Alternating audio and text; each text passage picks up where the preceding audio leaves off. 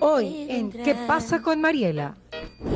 Bueno, realmente para nosotros sí fue un desastre, porque en ese tiempo debieron fallecer máximo 120 personas. Mientras fallecieron 600, debieron fallecer solo 120 personas. Es decir, estamos hablando de cerca de 480 personas que fallecieron por el COVID. O sea, sí son bastantes con respecto a la realidad que se vivió en otras provincias. Con el auspicio de Municipio de Quito, Interagua, Nature's Garden, Banco del Pacífico, Calipto, McCormick, Mave, Cruz Roja Ecuatoriana, Alacena, Don Vittorio, CFN, Ceviches de la Rumiñahui, Diners Club. Bueno, continuamos aquí en Radio Fuego 106.5. Nuestro siguiente invitado pues es el alcalde de Santa Elena, Otto Vera. Mi querido señor alcalde, ¿cómo está? ¿Qué es de su vida? Yo creo que en este momento usted como funcionario público también tiene que estar consternado por la noticia que acabamos de recibir todos los ecuatorianos. Sí, buenas tardes, Mariela, y a todo tu set de Radio Fuego. La verdad, lamentable noticia con la que desayunamos los ecuatorianos al ver una pérdida, ¿no? De un ser que le trajo muchas glorias a todo el Ecuador en el campo deportivo, que iniciaba una vida política, más allá de lo que se habló en los últimos días, que finalmente eso no nos corresponde a nosotros como ciudadanos comunes y corrientes, ni siquiera como políticos, sino a las instancias correspondientes. Pero no deja de ser una tragedia para el país, porque creo que el prefecto Morales realmente pues, fue una leyenda en el deporte, que a muchos nos hizo vibrar, nos hizo gritar, nos hizo sentir verdaderamente ecuatorianos con sus hazañas en el deporte, ¿no? Claro que sí. Bueno, repito nuevamente, paz en su tumba y nuestras condolencias a sus familiares, que ya habíamos tocado este tema en un principio. Bueno, cuénteme, el turismo es una de las, digamos, de los rubros más afectados dentro de esta pandemia, señor alcalde. Cuénteme cómo están ustedes haciendo para poder salir de ello. Bueno, gracias a Dios, ya la pandemia, la ola fuerte del COVID-19 está pasando. Los meses más fuertes fueron terminando marzo. Abril fue realmente una tragedia que vivimos aquí los peninsulares. Y mayo, creo que a la segunda semana de mayo ya un poco mejoró la cosa. En la actualidad estamos casi dentro de los límites normales, sobre todo en uno de los indicadores que hace más evidente la letalidad del COVID-19, como es el fallecimiento. En la provincia y en el cantón estamos casi en los límites normales. Hay días que incluso hay mucho menos fallecidos que los promedios históricos de años anteriores, La gente pero se está eso cuidando todavía más nosotros de podemos todo. seguir tranquilos. Creo que estamos teniendo más ¿Verdad? cuidado, ¿no? De todo, ¿no? Sí, es Comemos decir, menos, bueno, hay un sinnúmero de menos. cosas que han conjugado a que se controle de mejor manera, ¿no? Y que no Ajá. ocurrieron cuando estábamos en abril. En abril, y lo doy por un ejemplo así muy local, aquí en la esquina de mi casa, yo vivo aquí en la ciudad de San Pablo, hay una farmacia. Cuando hubo el boom del toque de queda y que empezaron a ver los primeros casos, quería ir a comprar una mascarilla en la farmacia de la esquina, no había. Quería comprar paracetamol, no había. Quería comprar alcohol, no había. O sea, no había absolutamente nada. Esa es una de las cosas.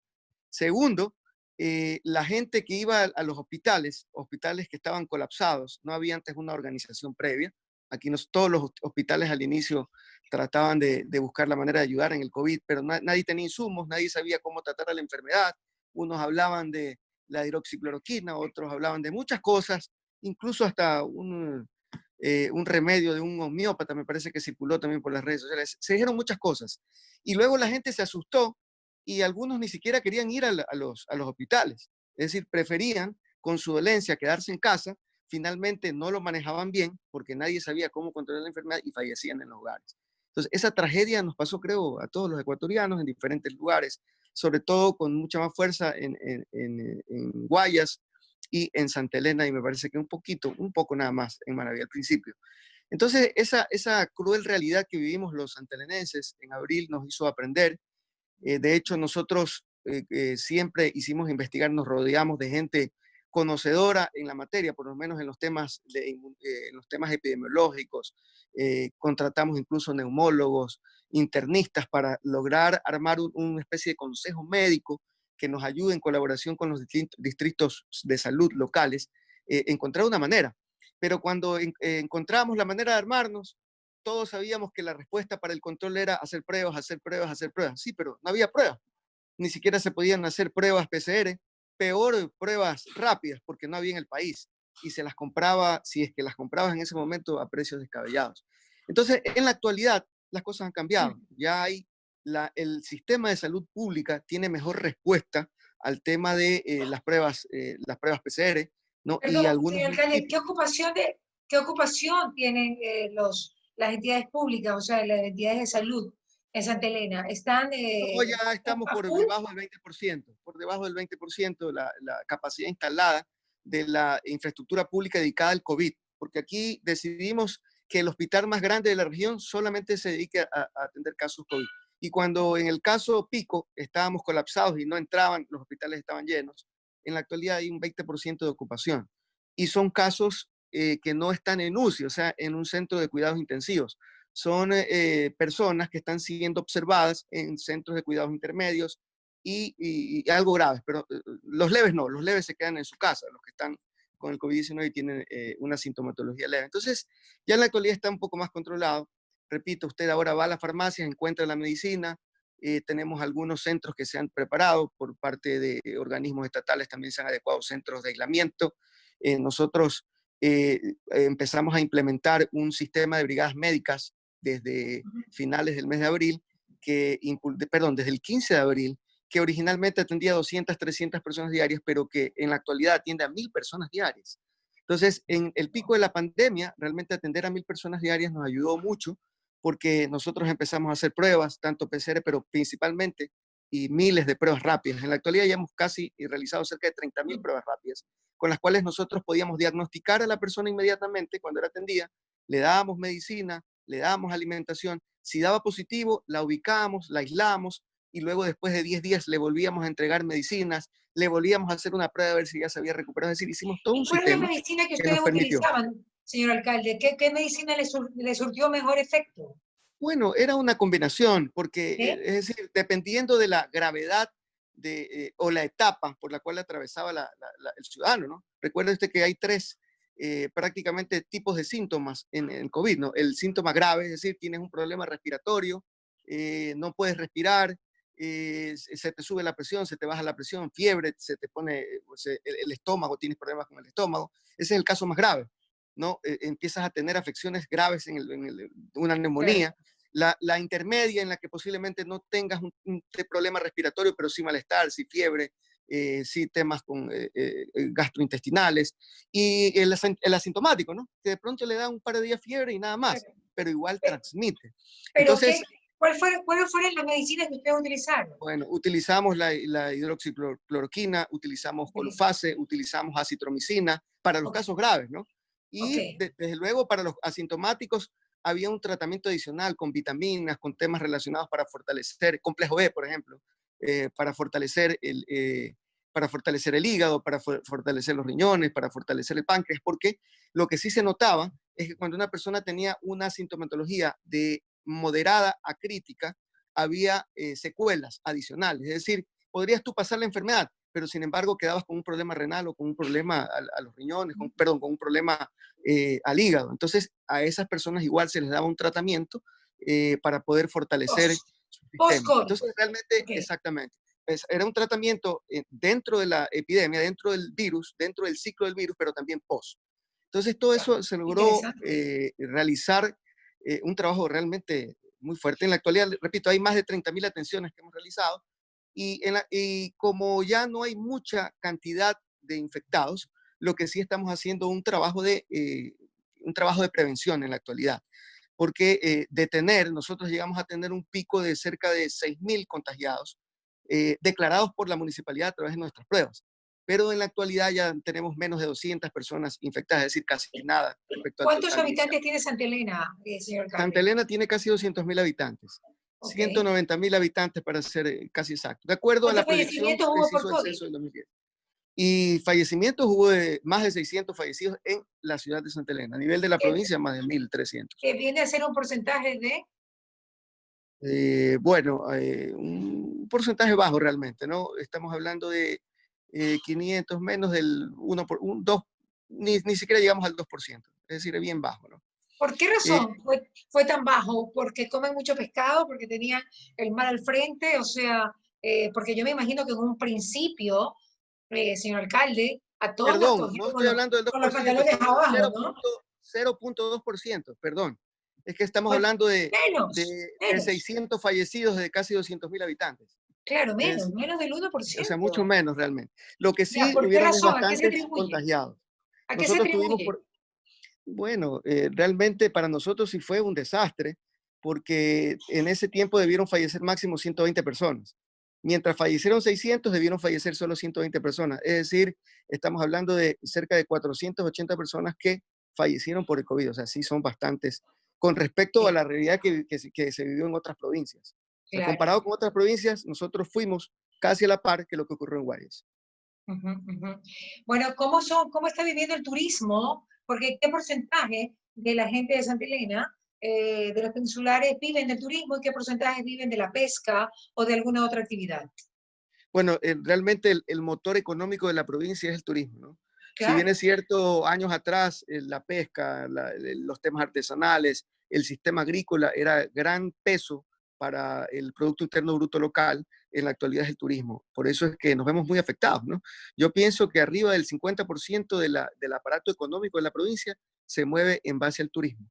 Entonces, en la actualidad, pues estamos viviendo esos estragos y realmente hemos tenido que tomar medidas importantes, incluso invirtiendo recursos económicos de la municipalidad para tratar de reactivar estos temas económicos.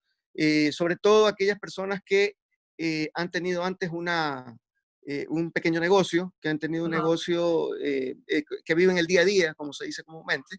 Hemos decidido hacer una campaña de créditos que van entre los 300, 200 y $100.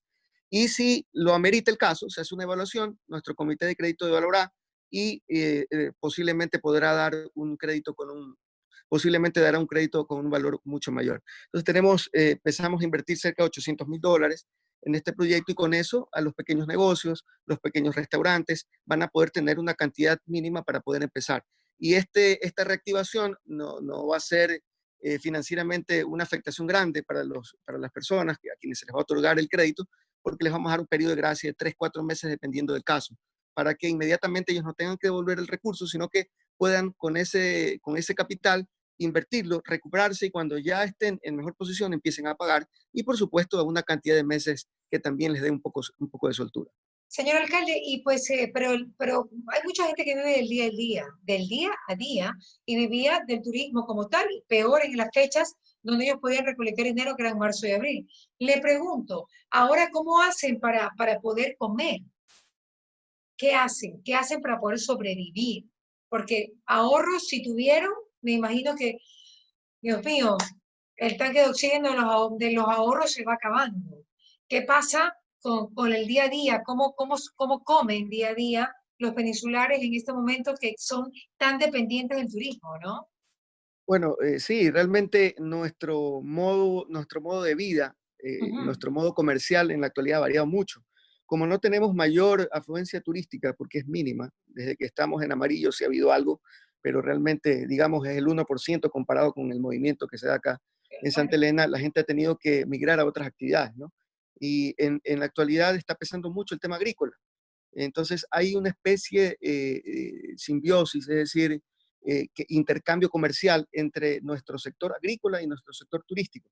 En la actualidad, por ejemplo, establecemos mecanismos de venta de los sectores agrícolas y llevamos toda la producción del campo a las diferentes ciudades y a precios lo más bajos posible.